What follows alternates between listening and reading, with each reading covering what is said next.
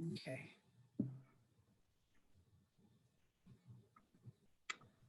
So at TDSB, every day there is the land acknowledgement. And so I'm going to read it aloud. I'm going to ask you to follow along with me, but I'm going to do something. I'm going to change the we to an I. And when I do that afterwards, I'd invite you to share in the chat what you think the difference is when we go from using the we to using the first person singular I. I acknowledge that I'm hosted on the lands of the Mississaugas of the Anishinaabe, the Haudenosaunee Confederacy, and the Wendat. I also recognize the enduring presence of all First Nations, Métis, and Inuit peoples. So could I just ask for you, if you can, in the chat, to take a moment and add what you think that means. So instead of saying the we, I use the I. I'm also going to add to the land acknowledgement that I'm going to say where I live in the city. I live at Broadview and Danforth, so it's close to the Don River. And so I need to think about how I'm a guest on this land. It's not my territory. So I have responsibility to making sure that I keep the waters clean and protected and supporting that. Yes, thank you, Melissa. Ownership of personal obligations and responsibilities.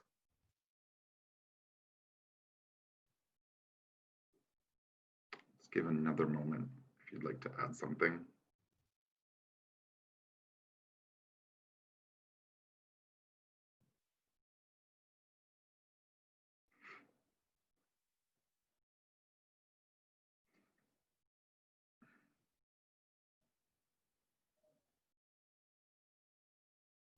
Sometimes when we're working with teachers and with students, we like to add a little to the land acknowledgement too, and talking about how this land is in the dish with one spoon wampum agreement between the Haudenosaunee and the Anishinaabe.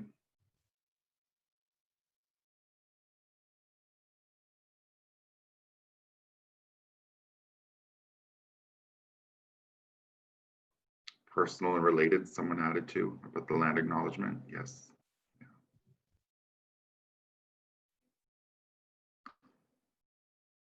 The term we puts the onus on others. I is more personal. Thank you.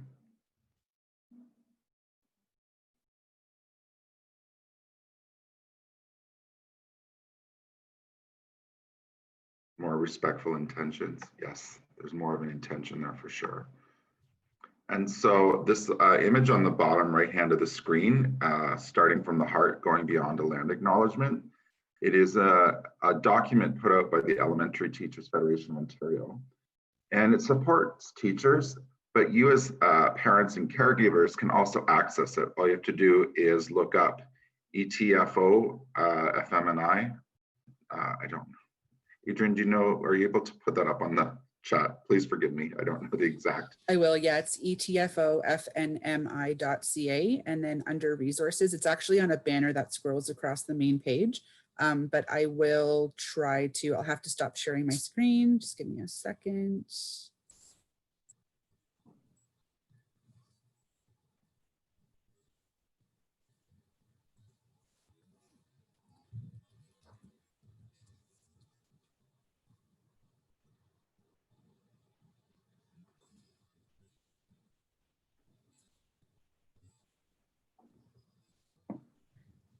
So this is what the page looks like. And then there are 3 documents. So there's cultural appropriation versus appreciation, starting from the heart, which is the one that we're talking about. And then there's also one on an introduction to treaties. So when you click on this, it will open for you as a PDF. This is a really, really well done document. It's really well organized. There are lots of great conversation starters, activities, lessons that you can do with your children and even with adults in your family. The questions are very open-ended, and the document's divided into 4 groupings. So community is one of them. And that really, this section really invites you to get out into your community, which is for now during COVID, outside on the land in the ravine system. If you have access to that, that's a great way to kind of approach this section. So it's just a really well done document, and I will copy this and drop it in the chat. All the blue underlined text are hyperlinked to more readings, or if you want to find out a little more about that topic. All right.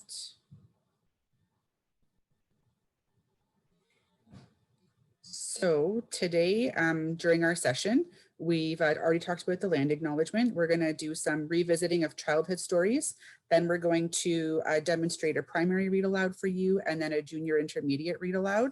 We'll go through some tips for choosing an appropriate and authentic Indigenous read aloud or book for that purpose, where you can find those books, and then other places to find Indigenous story.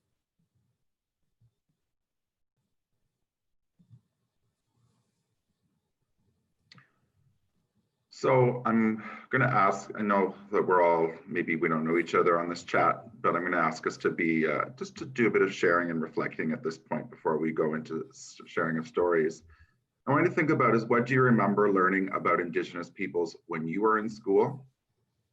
What Indigenous stories did you hear when you were in school? If you were not born in Canada, when you came to Canada, how were you introduced to Indigenous peoples and their stories? So please take a moment and just share your own experiences about all or any of these questions, or anything that's related to those questions, just so we can have a little chat before we get started.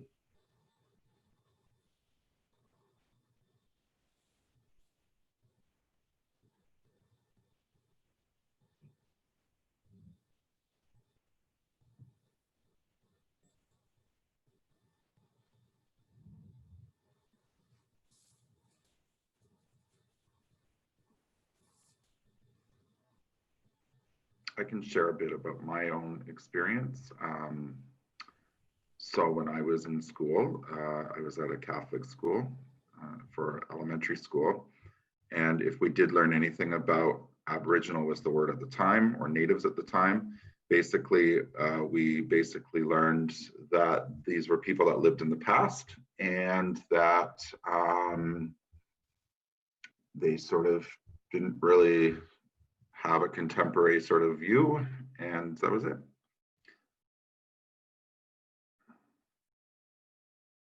So yes, my school, a recollection of various physical structures they inhabited and the food they ate. Grew up and went to school in Victoria. I'm going to go up and read that one again. I grew up and went to school in Victoria, BC. We had cultural awareness classes on a regular basis, which almost always were in regards to Indigenous studies. In Toronto, there are many more different cultures to learn about. I feel Indigenous studies have been put on the back burner way too much. Yes, I agree. I recall learning about Inuit people in northern parts of the country, never of the breadth of Indigenous people throughout the country in Toronto, where I grew up. I was born in Canada, but always looking ways to learn more. I found Seven Fallen Feathers book really helpful, absolutely. Yeah,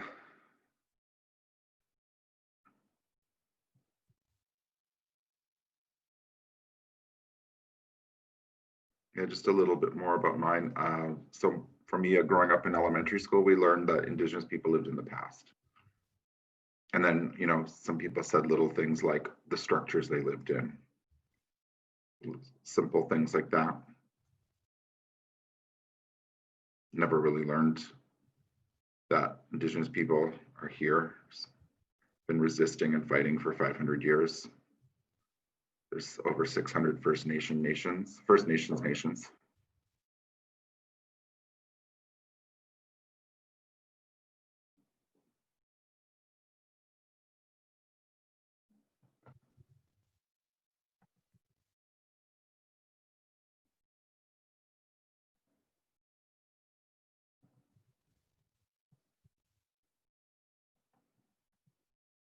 Okay, thank you for sharing your thoughts, everyone.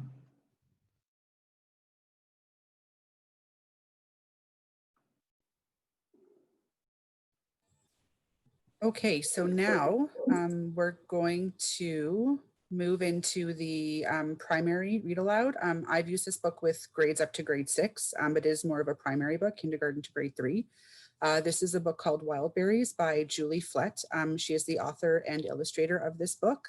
And when we're doing this read aloud together, I'm going to use something called a modeled read aloud, so a modeled reading, which is where I, as the adult educator parent, am going to be doing most of the work and really modeling what it's like to think about what you're reading and ask questions while you're reading. Not necessarily looking for an answer from the person that's being read to, but certainly open to that if that happens.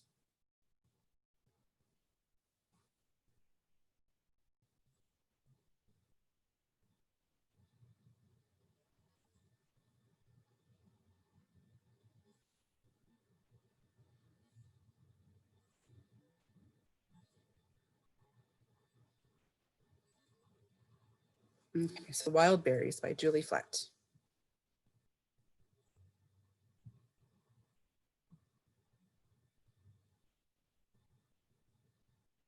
And while I'm reading, I also want you to just think about the food that you eat, where it comes from, the journey it takes to get to you. When Clarence was little, his grandma carried him on her back through the woods to the clearing to pick wild berries. Grandma carried a bucket and sang.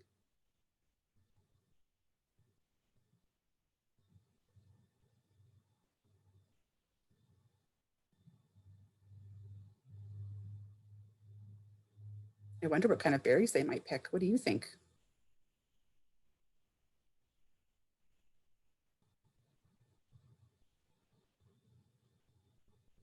Now, Clarence carries his own bucket and walks behind his grandma, Okoma. They sing together.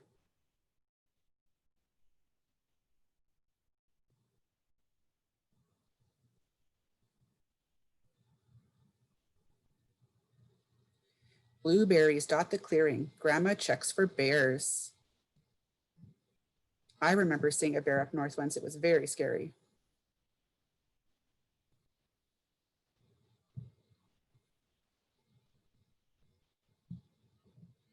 They pick the plumpest berries they can find and drop them into their buckets. Tup, tup.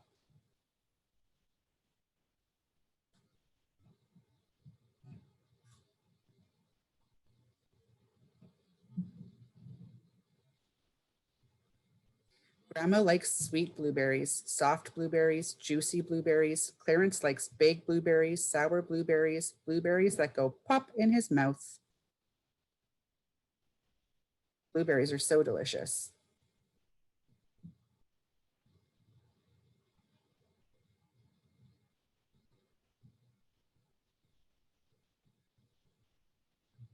I wonder what other kinds of berries they like to eat. Clarence and his grandma pick blueberries for a long time. I wonder how long it takes them to fill their bucket.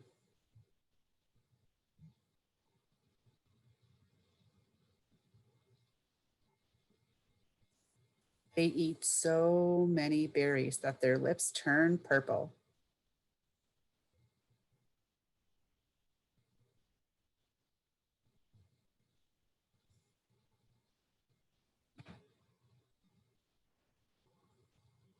An ant crawls up Clarence's leg. Tss, tss, tss. It tickles.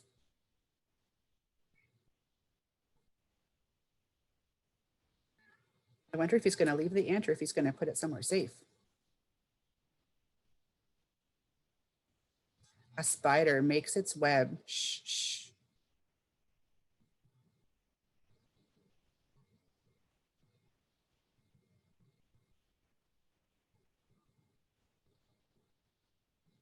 A fox sneaks by. Rustle, rustle.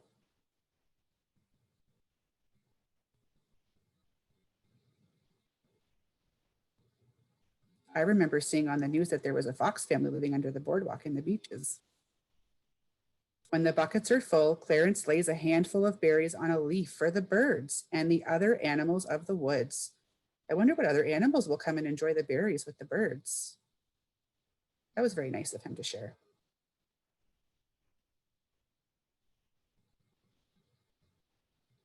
They say thank you.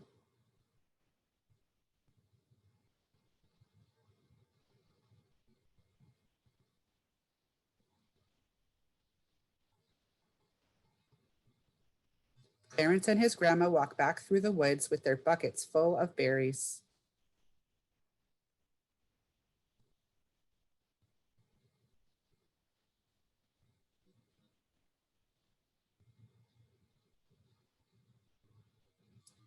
The birds sing in the clearing. I wonder if that's how they're saying thank you for the berries, by sharing a song with Clarence and his grandma.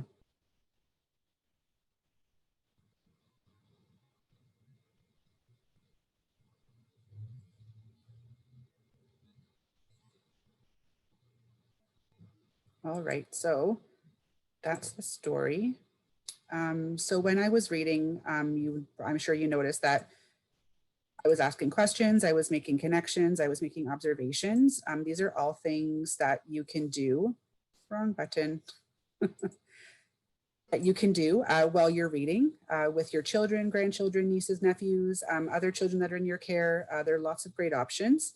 And then some follow-up questions. So you can, after you have read the book, you can ask, what else do you know about where food comes from? Do you think that there are other things that they can find in the forest to eat and bring home with them? Really looking at food sovereignty, where food comes from, how it gets to you, things like that. A really great organization that has a website that you can check out for more information on food sovereignty, and they're local to Toronto, is OGBCon. And this is their website. The slide deck will be shared after, I believe. That was what the message that we received. There are also lots of other really great books that you can share that touch on food sovereignty and gifts from Mother Earth. So we have several listed here. A Walk on the Tundra and A Walk on the Shoreline are really beautiful books written by the same authors. First Strawberries, Fishing with Grandma, The Salmon Run, Wild Eggs, Taking Care of Mother Earth, and The Three Sisters. And some of those are available online through Epic, which is a free subscription for classroom teachers. And then they give a code to parents, but you can also find those read alouds, usually on YouTube. If your child has a student number, some of these books are accessible through our library as ebooks, and other services like Destiny Discover. If you wanted to attach sort of a play-based experience to this story, a really great one that you can do that's also fairly simple is doing an unplugged coding. So unplugged coding is just coding without any technology. It involves a grid. I've used the really cheap green painter's tape from Dollar Tree, which is about $1.25, to tape a grid on a table. Get some of those little gems, natural loose parts that you find in your around your home where you live. Tree like sticks, pebbles, leaves is a great thing to collect right now. And then just some simple coding cards, which I've used blank playing cards and drawn arrows on. And then you offer it to the children to kind of plan a path for Clarence and his Akoma through the forest to collect berries.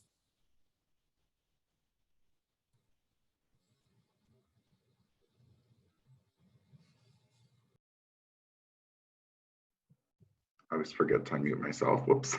So I'm going to share a book with you that is a series. There's 3 parts to this, volume 1, 2, and 3.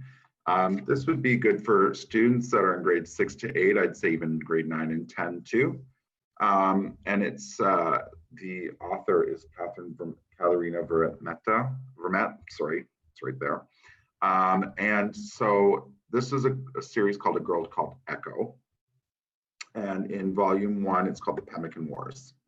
And so Echo Desjardins is a 13-year-old Métis girl and is, hang on a second,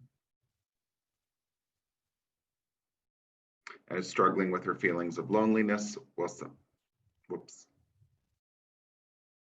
Can you go? Thanks, Adrian. Struggling with her feelings of loneliness while separated from her mom and adjusting to a new school. Then an ordinary day in Mr. B's history class turns extraordinary, and Echo's life will never be the same. During Mr. B's lecture, Echo finds herself transported to another place in time, a bison hut on the Saskatchewan prairies, and back again to the present. In the following weeks, Echo slips back and forth in time. She visits a Métis camp, travels the old fur trade routes, and experiences the perilous and bygone era of the Pemmican Wars. So the series of 3 books, the 3 volumes, is focused on sort of events in the history of Métis peoples. And so I'm just going to talk a bit about Métis. So sometimes people have a misconception that Métis means that it's a mix of someone who has an Indigenous parent and non-Indigenous parent. That's not right. So say, for example, if someone had an Ojibwe father and an English mother, they'd be whatever Ojibwe and English, or Ojibwe Canadian, whatever people want to use. So Métis is a culture that started in this over 300 years ago in the Great Lakes area. And it was, as the fur trading was expanding westward, it would be when the settlers, French mostly and English, would meet and have relationships with Indigenous women. From that started a whole new language called Michif, which is a mixture of Cree and French. And then a whole sort of cultural group started because of there's different cultural practices and language. And so that would be the Métis. And so these are actually amazing graphic novels because it sort of teaches, as I said, historical moments in Métis history through a young woman who many of our probably 13, 14-year-olds relate to. Adrian, can you go to the next slide, please? Okay, so here's what I do while I'm reading. I don't have pictures of it. I put a few pictures that I took myself. So I'm just going to read a few pages to you. But when you're doing this with your child, one of the things you want to think about is to look at the details in the graphic novel panels and to get clues about the historical setting and the contemporary setting. So when do you know it's today? When do you know it was in the past? Then ask if there's anything in the illustrations that they recognize or they want to know more about. So for example, in some of the illustrations, you're going to see the Métis flag. You'll see the rainbow flag for the LGBTQ communities. From the panels, ask questions and gather information on the historical and contemporary Métis communities. So kind of locations, jobs, roles, clothes, etc. Adrian, can you go to the next one, please? Okay, so there's a few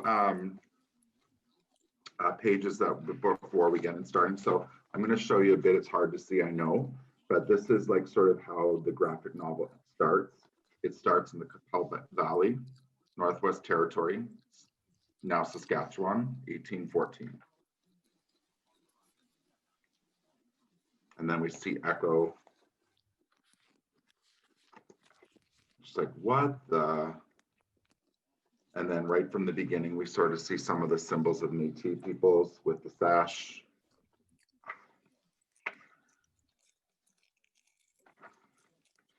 And then we are right on the left-hand side, you'll see Echo. She's like in her class, and you hear Echo, huh? And the teacher's there, the bell just rang. It's time to go to your next class. And she enters into the hallway.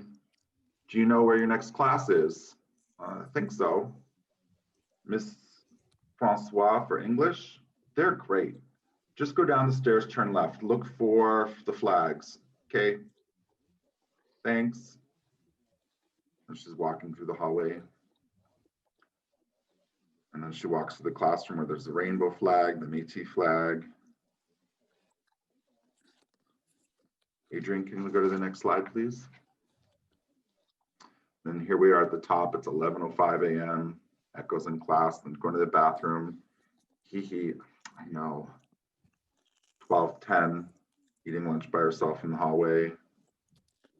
1:40, looks like they could be in biology class. So these are questions that I might ask someone while they're reading, while they're reading.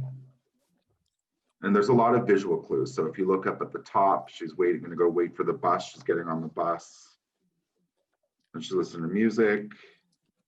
So some of the questions that I might be asking or talking about is to talk about if they experience similar things in schools or if they've seen examples of this in school, how students. And then it goes through a few more pages. Adrian, can I get you to go to the next slide? So I've gone through a few pages just because there's a lot of her in the school. And then we go to this scene here where she is imagining she's going back into time. And then, so we see, and then it's like, you look, and then so someone's coming, you look lost. Where am I? Is this our camp? I am Marie. That is the Surrey River over there. This is where you live in teepees. No, we're Métis. This is our hunting camp. When we are done, we'll travel to the fort and to our home. What are they doing? Making pemmican. What's pemmican? It's food. Can you go to the next slide, please, Adrian? So as you go through, it goes back and forth so that we see echo in school and sort of feeling a little lost. It's a new building. This would be really great when you're talking to grade 7 students that might have come from a grade 6 school, or they're leaving grade 8 and they're going to a grade 9 school. That whole idea of being in somewhere new and how they learn. And so some of the things you might do after your child reads this or looks at it, I mean, it would be great for you to look at it with them. Sometimes, as you know, preteens sometimes don't really want their parents hanging over them all the time anyways. So ask your child what the story is about, to retell it in their own words. Talk about if there's anything that they're curious about and they want to learn more. And then what I think is really important is to tell stories from your own life or events that affected your family. So are there things that happen in your history of your cultural background? Is there something that happened in your life that's really interesting to talk about? Think about how you might illustrate that together or on their own. Would it be drawing, painting, collaging digitally? And if you want to learn more, as Adrian said, you'll have access to the slideshow. There's a slideshow there for the history of the Métis people, and it's sort of linear from about 300 years ago. And on the bottom here, this is meant for teachers, but parents could access this too. And there's a whole bunch of stuff there on the Métis Nation of Ontario. They have little workbooks on how to learn Michif. They have workbooks on the history of the Métis people. They have stuff on fiddling and the jigs. It's quite extensive and quite good. Adrian, can we go to the next one, please? You want to go, Adrian?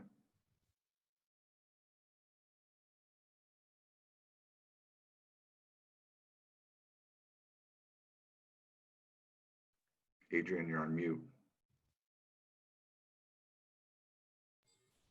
I was sure I had the unmute button. Sorry about that, everybody. So when you're choosing a book, there are some things that you might want to consider when you're choosing an Indigenous text for your classroom or students or your children. So this is a really great book by Richard Van Camp. Maybe we have enough to share. It's a really great early years book. It's also a board book. So this is a book that has been written by an Indigenous author. It features photographs of modern Indigenous people. It's really positioning Indigenous people in a positive way. So those are all things that we want to look for. And the terminology that they use in this book is also appropriate. So basically, when you're choosing resources, you're going to want to look for books that are written and or illustrated by an Indigenous person. You're going to look at the terminology that's used in the book. So you want to ideally look for books that are really specific. So either mentioning the person's nation or community, or at the very least, First Nation, Métis, Inuit, or Indigenous. You're going to want to try to stay away from books that use terminology like Native, Aboriginal, or Indian, which is also not a word that non-Indigenous people should be using out of the context of the Indian Act.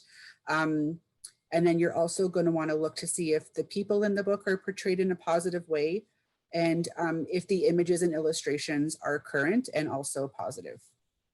We've seen some pretty interesting books out there that are not great. Where to find books. So Good Minds is a great source. They're in Southern Ontario. They are an Indigenous owned company, primarily sourcing Indigenous written and authored books and illustrated books. Toronto Public Library is also a great source. They also have a fairly large collection of ebooks right now, and they are sort of starting up their borrowing process again. There's also the Toronto Public Library's Dial a Story. Unfortunately, there isn't a ton of choice in the books that they choose, but I do know that they have had Indigenous titles in the past, and it's available in a variety of languages. The TDSB has an external site for parents and families, which allows you to access some of the licensed resources that we have, where you can also access books. And then if your child has a student number, they will, through that student number, be able to access some of the TDSB resources that way.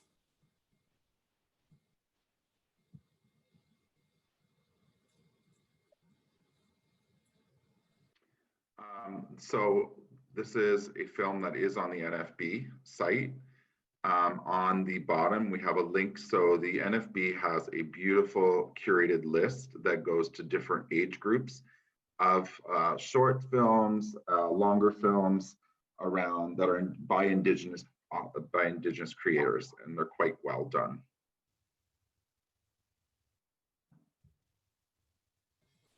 I am going to play that, but I've had a question in the chat around explaining why other words are not appropriate in terms of referencing Indigenous communities.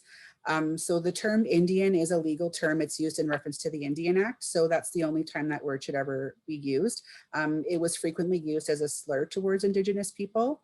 Native is also, we're talking about what's current. So the current terminology is that, and best practice is that you want to be as specific as possible. If that person has identified their nation or community to you, that's best practice, is to use that name of that nation or community. If you're not sure, the most all-encompassing, correct, appropriate term to use would be Indigenous or First Nation, Métis, Inuit.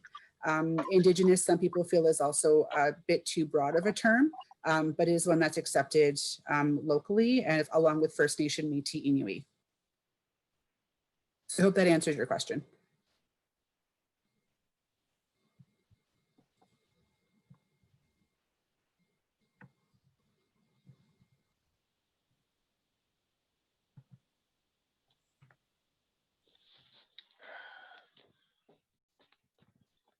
Hi, folks. Hello. Okay, hold it. What's interesting is that I got a paternal triple great grandfather who was Shawnee. So technically, I have 6% Indigenous blood in me, and according to 23andMe, I've also got 0.1% Black. Thing is, people look at me and say, "Well, can you prove it?" Well, what do you mean? Should I prove it? What my ethnic background should be? Nobody should have to prove their ethnic background. He says, "This is my ethnic background." Nobody should be forced to prove it that that's what it is.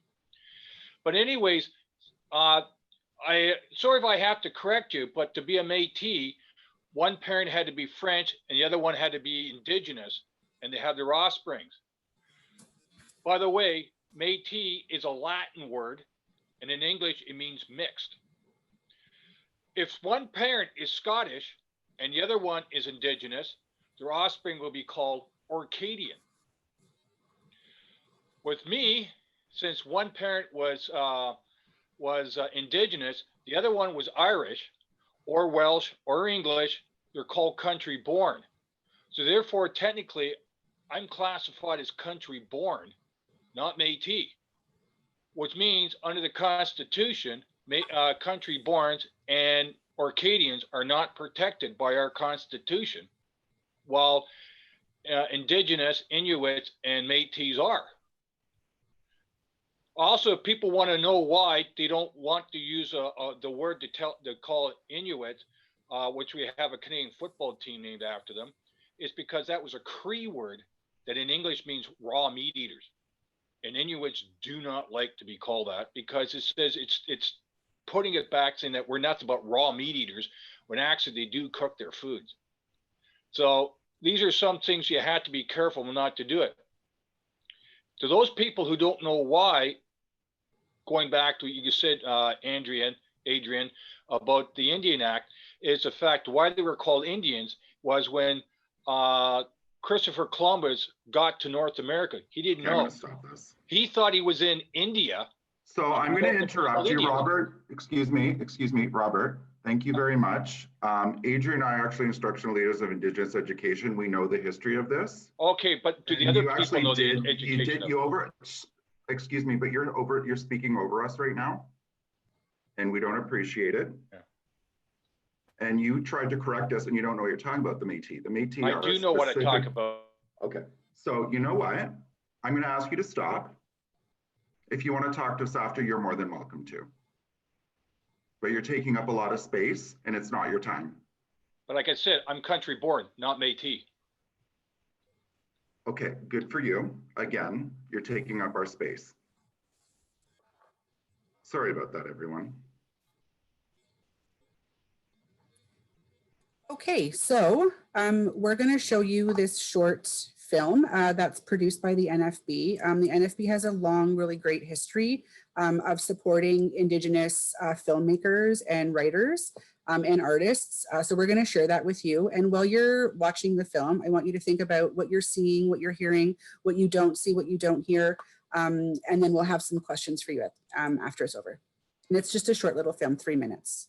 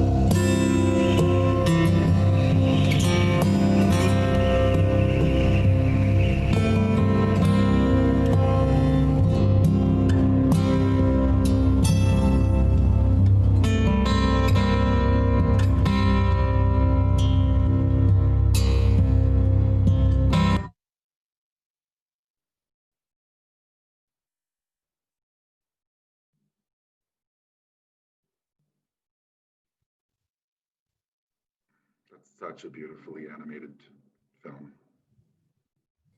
Yes, that was really well done. So just as my question before the film stated, what were some of the things that you saw and heard or didn't see and didn't hear in that film? You just drop a couple of things into the chat, that would be great.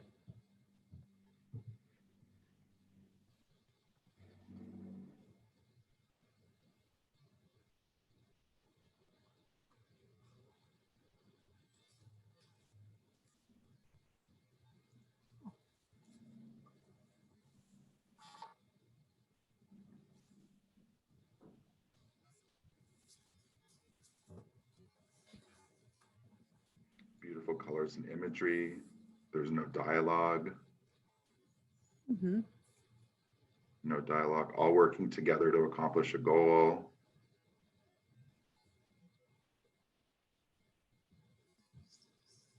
It's beautiful.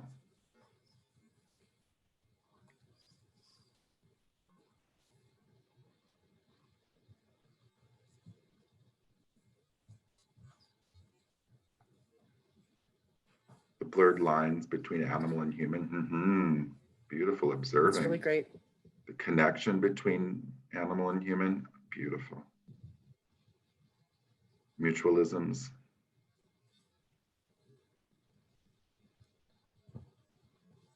Really great answers. And you know, when you watch this with younger people, they come up with these beautiful things too, and yeah.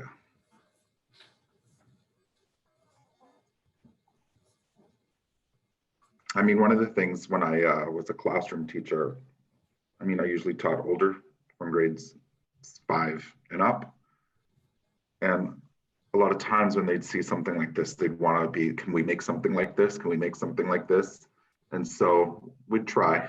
iPads are great for that. The characters were animals from the bush, not from the zoo. Yeah, absolutely.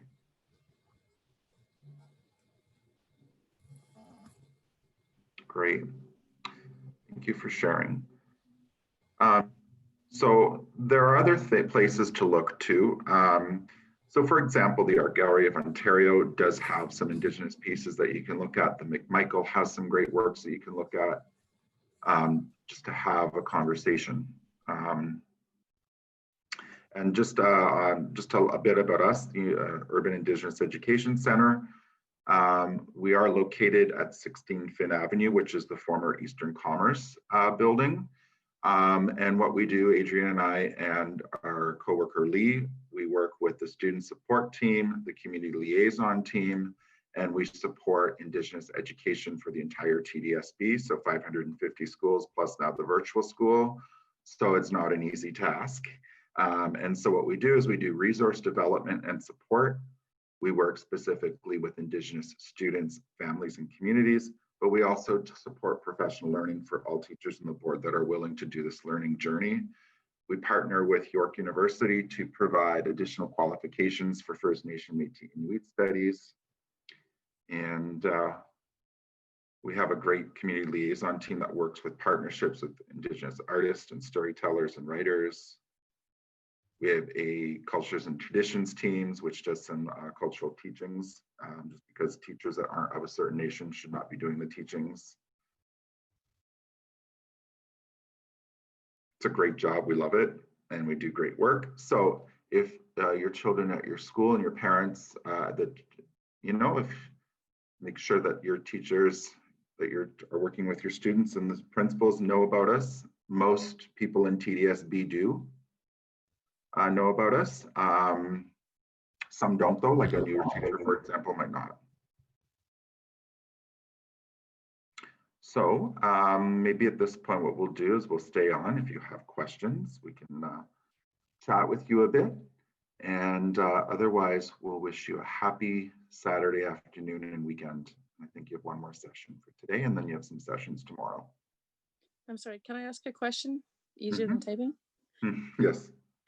You were saying that non-Indigenous nationalities should not be teaching Indigenous stories, which I totally understand and respect. During the current way of teaching, are you able to make offerings to classes virtually? If, for example, my daughter's school, her teacher wants to do some education, can she reach out to you and would you be able to help out with that? Absolutely. And I think if you're, I don't want to give you the impression that it's more about the cultural teachings and ceremonies. It's not about sharing stories. So if you're choosing a book that's written by an Indigenous author, that's an authentic Indigenous story that any person can share with children. If you're going beyond that and you're talking about ceremony, or if even we're available for co-planning and co-teaching as our schedules permit, November is Indigenous Education Month in the TDSB. So we have a variety of opportunities planned for teachers and classes to engage with us as a center and as a staff. And then beyond that, we're always available to support. We have, actually we have our own library collection at the Urban Indigenous Education Center that I manage as a teacher librarian, and teachers can reach out to me for book suggestions. I can share book lists that we've put together.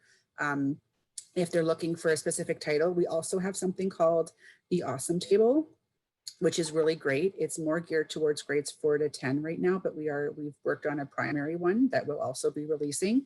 So teachers can reach out to us for that link, and there are a variety of resources listed there with curriculum connections and lesson and activity and prompt ideas that teachers can use with students in their classes, and families could use too. There's a question in the chat about supporting parent councils and parent groups. When our work permits it, we could. It's right now, because it is Indigenous Education Month coming, up to now till the end of November is a very busy time. But afterwards, certainly if you're talking with the administrator of your school and there's a firm commitment that the administrator will be doing work with the teachers in the school, we would be happy to support any parent learning around this, absolutely. But we have to make sure, this is why I said the administrator has to also be on board too, because if we work with you in the parent group, and then that might not be a foci in the school, it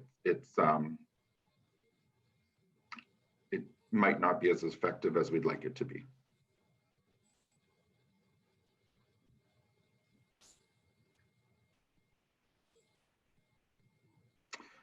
Okay, so I'm gonna have to call someone out because I am being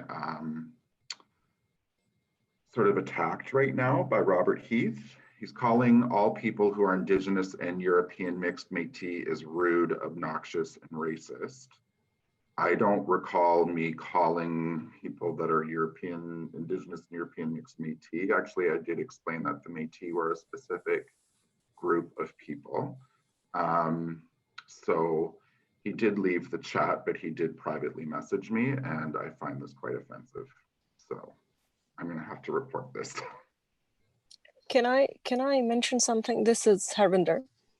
Hi. So this guy was actually, I sent you a message. We were on the other skills and trade presentation. He tried to do the same thing. I'm not sure what's going on. I think he should be just banned because he's interrupting presentation. He was telling same thing, that he's being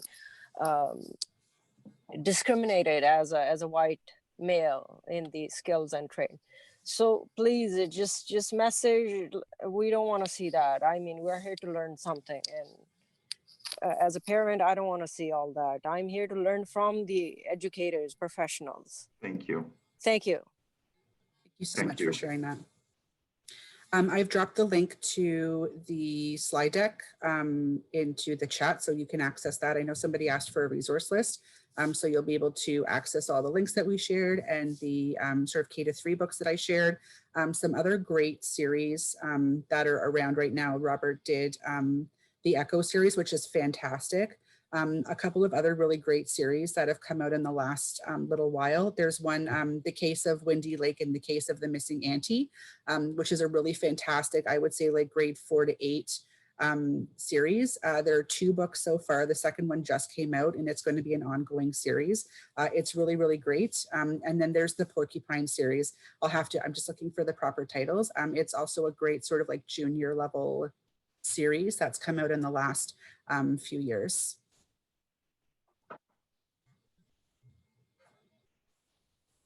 And then if you're looking, sorry, as an adult, if you're looking for something that you can read to build your own knowledge, Indigenous Rights by Chelsea Vowell is an amazing book. I was just going to say, if you have students that are in grade 9 or going into grade 9 sometime soon, there is this course for grade 9, and it's the compulsory arts course. It's labeled NAC 10, or Expressions of First Nation, Métis, and Peoples, Cultures, excuse me. And the whole course is basically looking, it talks about the history of Indigenous peoples in Canada, but it's also looking at the arts. It's done through the arts. We support all NAC 10 teachers. They get professional learning every year they're in it. Throughout the year, we give them resources to make sure the teaching's good. They get money to have artists come in the classroom. So if you're thinking about, if you're coming up for high school, think about, that's a great, would be great for your students to take that course. I have a question. Mm-hmm. Yeah, I'm wondering about telling stories instead of just reading them.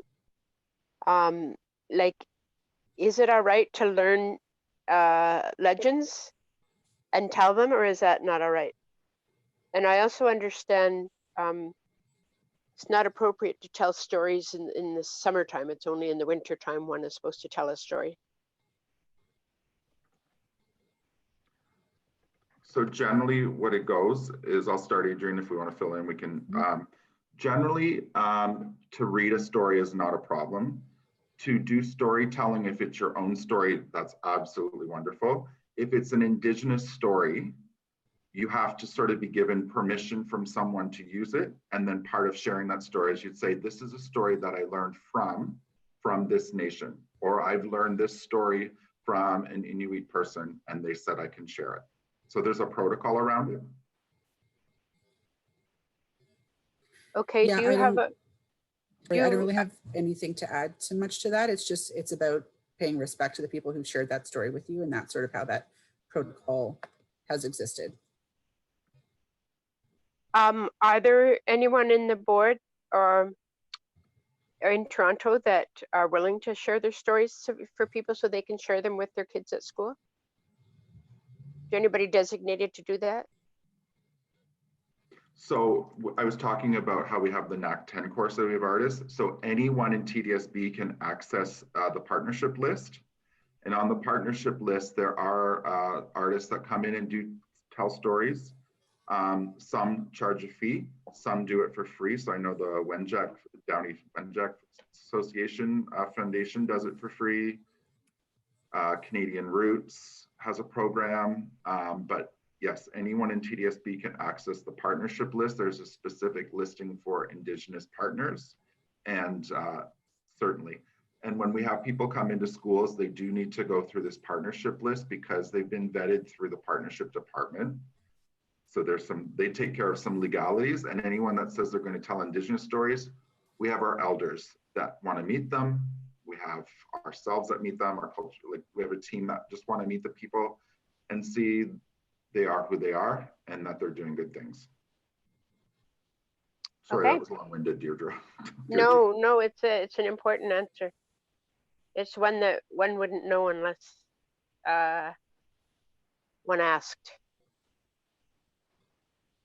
It's good information to know too, people that are like doing work in their schools with their kids' schools, is sometimes parent councils might not know that they want to bring someone in, they have to be on a partnership list. Mhm.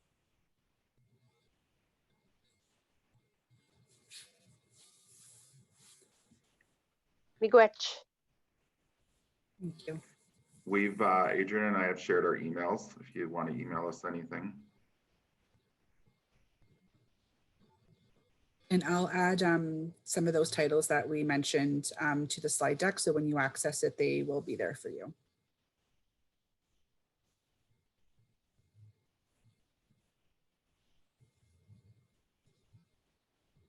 Yes, Phil Cote is on the partnership list.